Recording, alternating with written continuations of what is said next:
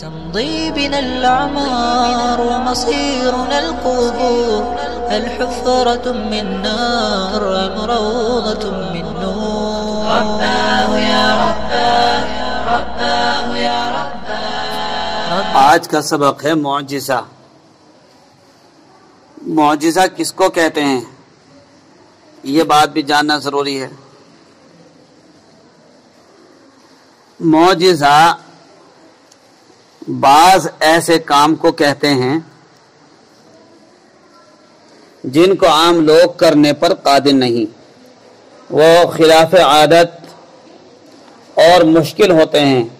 اگر ایسے کام کسی نبی یا پیغمبر سے صادر ہوں تو ان کو معجزہ کہتے ہیں۔ یہ کام براہ راست اللہ تعالیٰ کا فعل ہوتا ہے، اسباب کا دخل نہیں ہوتا۔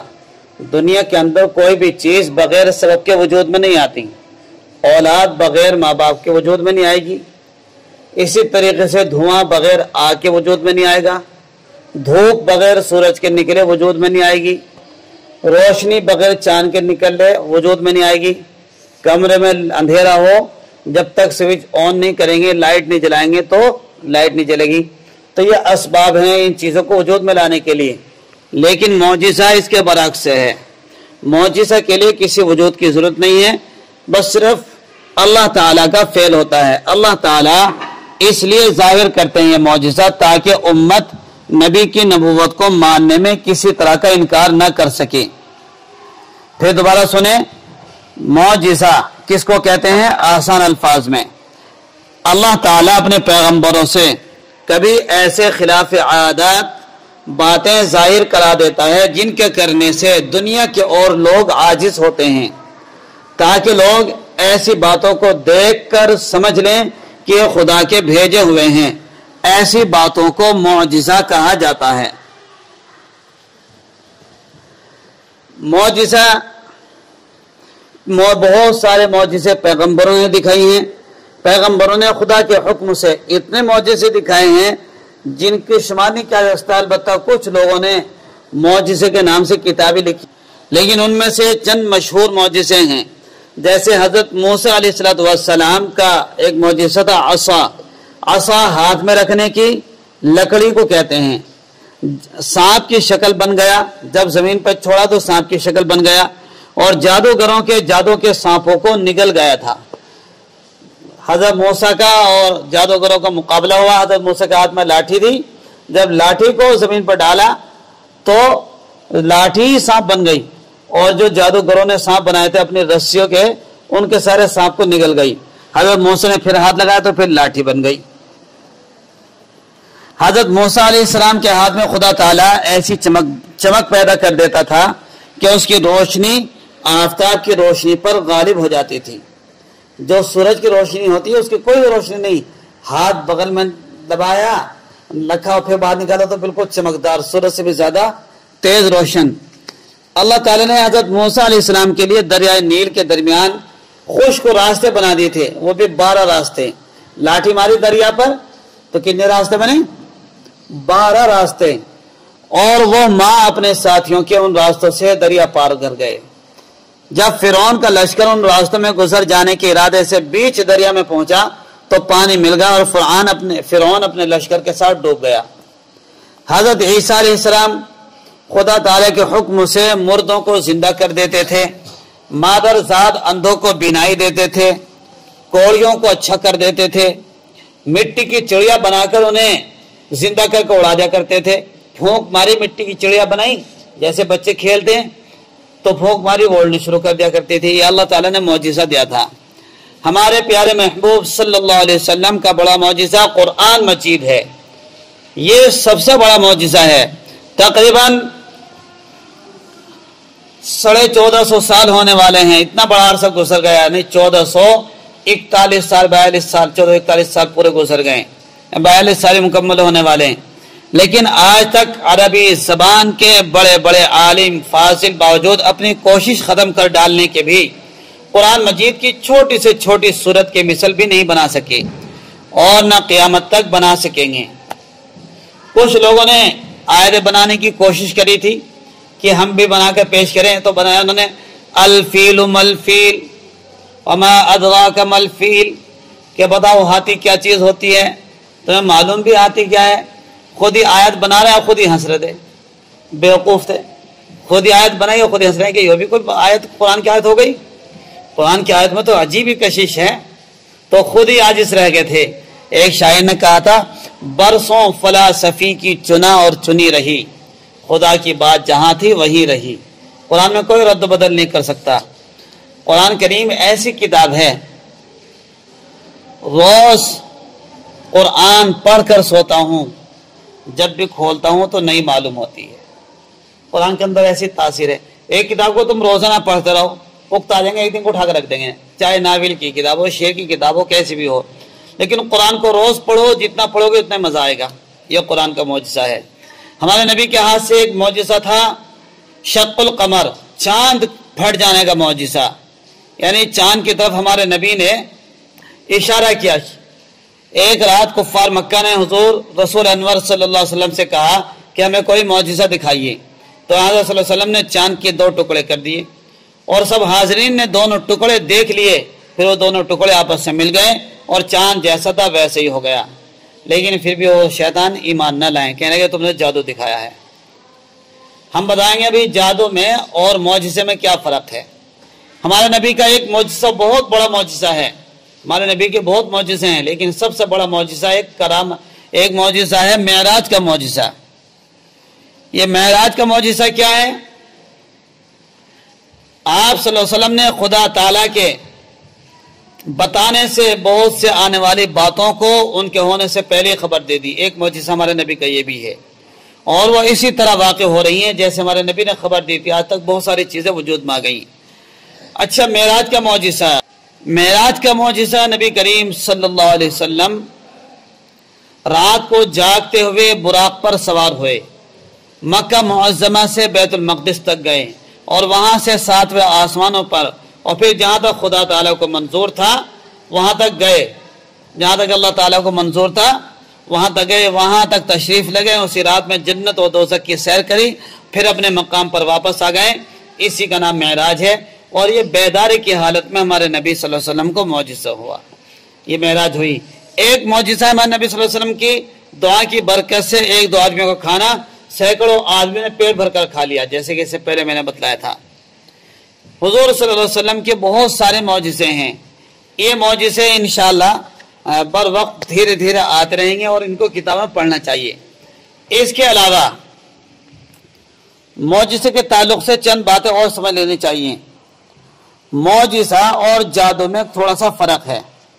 देखिए, वह खिलाफ आदत चीज जिसको अल्लाह ताला अपने किसी रसूल या नबी के जरिए जाहिर कर दे और दूसरे उससे आजिज हों तो वो तो कहलाता है मौजिज़ा।